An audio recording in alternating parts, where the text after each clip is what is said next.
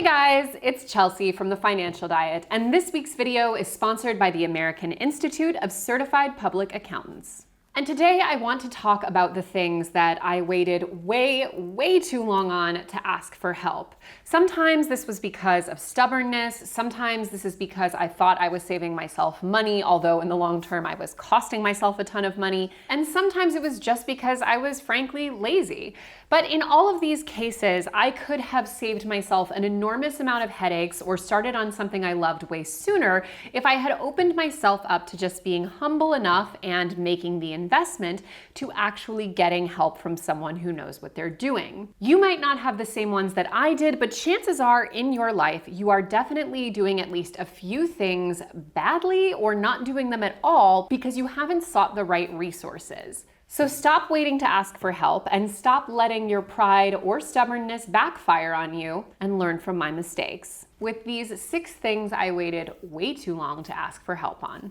Number 1 was learning to exercise properly. Now, a very frequent phenomenon in my life before, I want to say it was New Year's 2017. I would have to go honestly look back at my Instagram to know exactly when it was, but it was like around New Year's 2017, I think.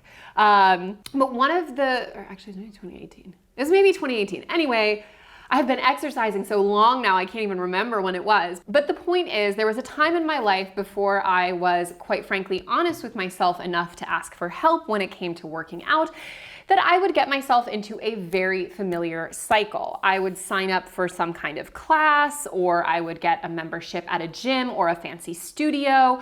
I would go to one of the classes, feel like a complete fool, not be able to keep up, not know what I was doing, and then eventually I would just abandon it. And sometimes I ended up paying for things like these gym memberships for months and months after I stopped using the gym because I was frankly too prideful to go back in and be like, hello, I don't work out, so I need to stop paying this. Point being, I wondered all the time, like, why does it seem like everyone else in these classes is really getting so much out of it and I feel like I can't figure out what I'm doing and I can't keep up?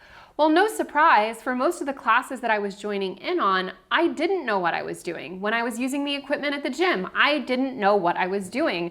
So in addition to not really getting the most out of a workout, I was also really in many cases putting myself at risk of injury. So I made the life-changing decision to suck it up and pay for several sessions one-on-one with a Pilates instructor so I could learn things like how to properly position my body in Pilates. I could use machines like the reformer or the chair instead of just feeling like a complete idiot on them. And I could actually get a lot out of the classes I was going to, classes which obviously are much less expensive than private tutoring, because I went in there with that level of confidence of knowing what I was doing. And in addition to making the workouts themselves more beneficial, I found that feeling of knowing what I was doing and not feeling like I was out of place gave me an increased level of confidence to keep at it. Years later, and I still do Pilates 3 to 4 times a week. So suffice it to say, I am definitely glad I finally asked for the help I needed and wish I'd done it sooner.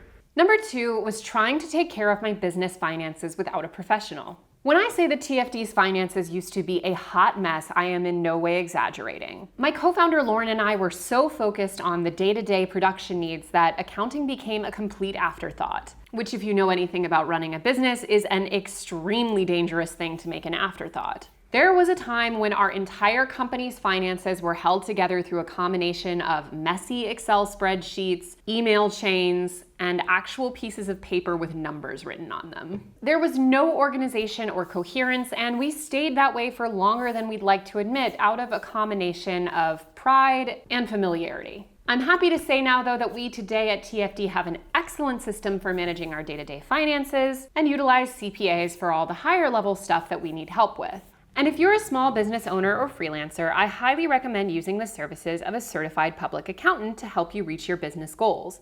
CPAs are qualified financial experts who give advice all year round, not just during tax season. They have broad business knowledge and financial expertise that's invaluable to business owners.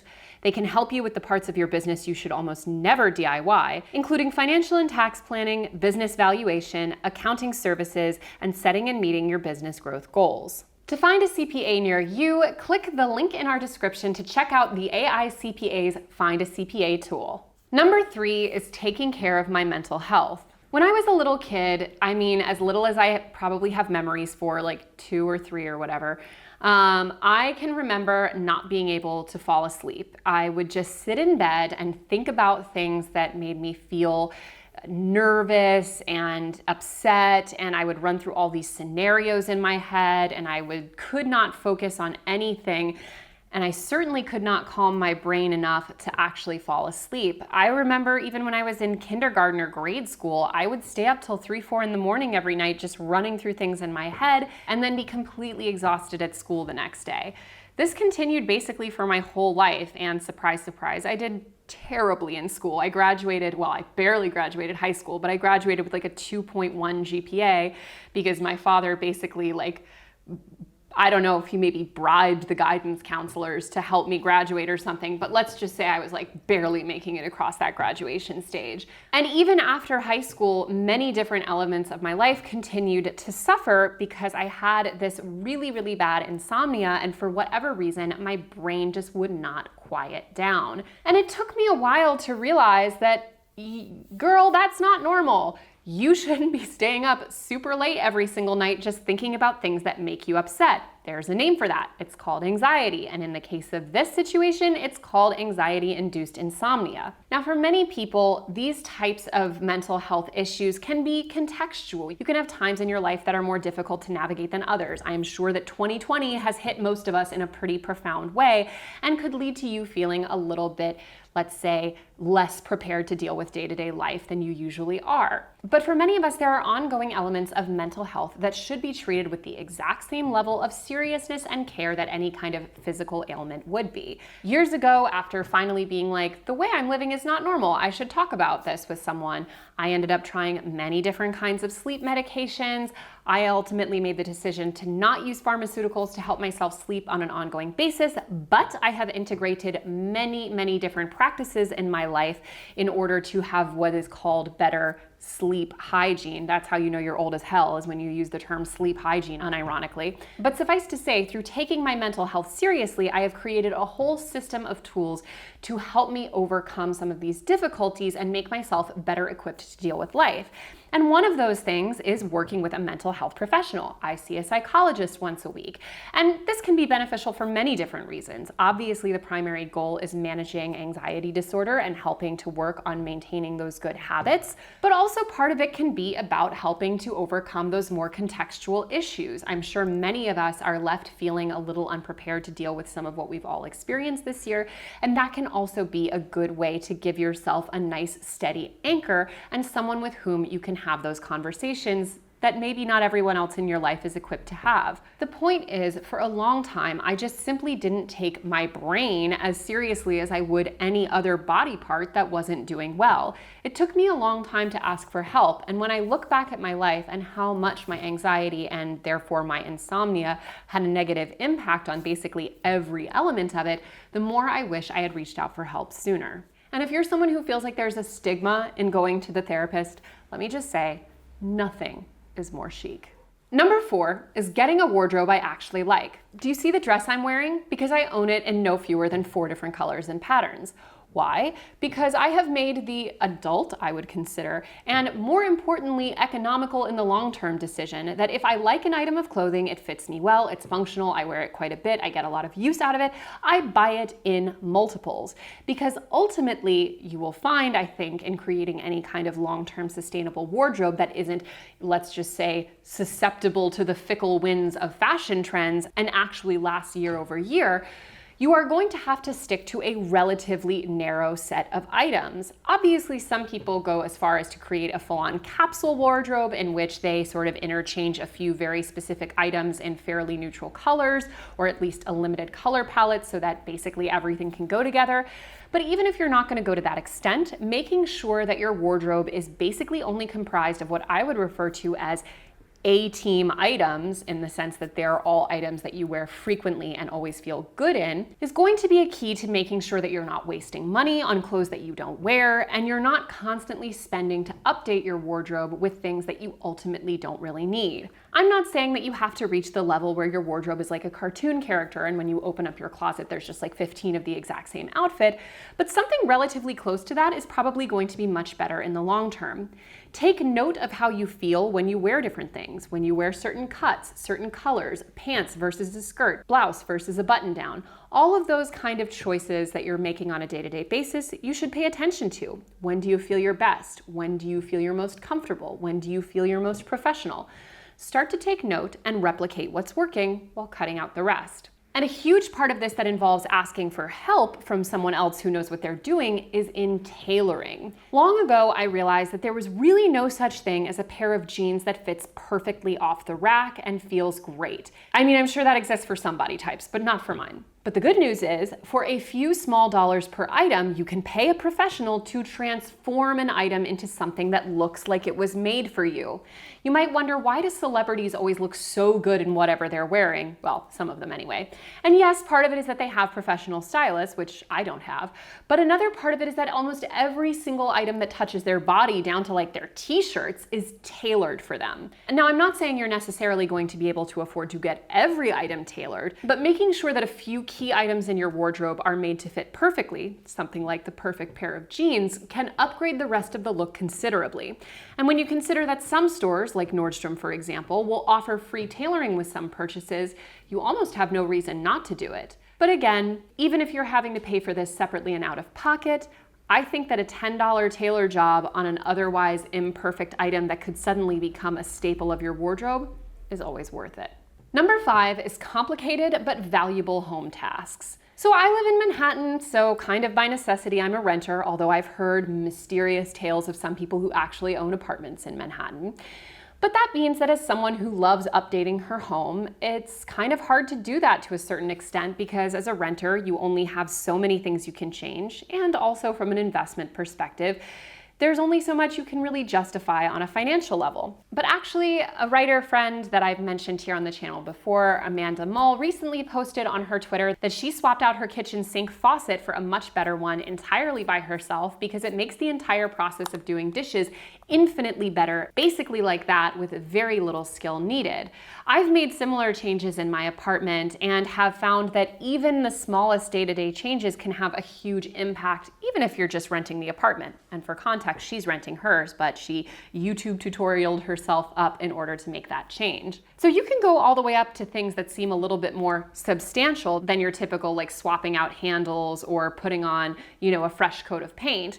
But there is a slight level above that that's somewhere between work you would only do in a home that you own, like remodeling a kitchen, and things that you can totally do yourself, like painting a wall. And for a long time, I considered those things out of bounds. But of late, I've started to say, hey, there's like an in-between level of stuff that I can have a professional do that will make a big impact on my day-to-day life within the home I live in. For example, in my current apartment, when I moved in, and I love my apartment, it is like the perfect space in New York. I could not have dreamed of a better place, but there were a few things about it that were really just did not sit well with my spirit. Number one being that the kitchen lighting was just a huge fluorescent panel that reminded me of being in school, which I was never a fan of.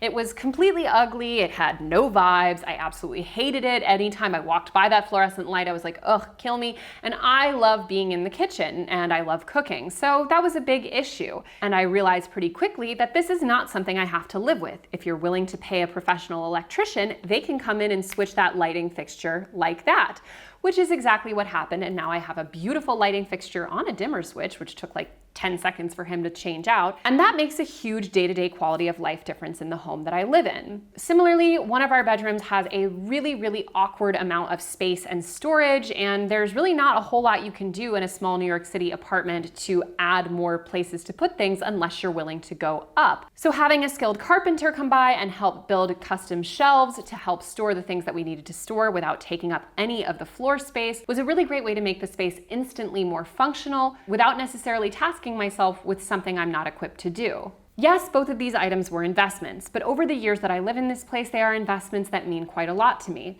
And where you're living in your home, you might have resigned yourself to several elements of your home that you don't love, but you can't fix yourself. Consider that you can transform your space and reap all the benefits that entails by simply asking for a little bit of professional help where it counts. Lastly, number 6 was learning about my neighborhood. Like many New Yorkers, unfortunately, and I would say that this has always been one of the biggest problems of late in New York, I didn't really know that much about my neighborhood or my neighbors that well.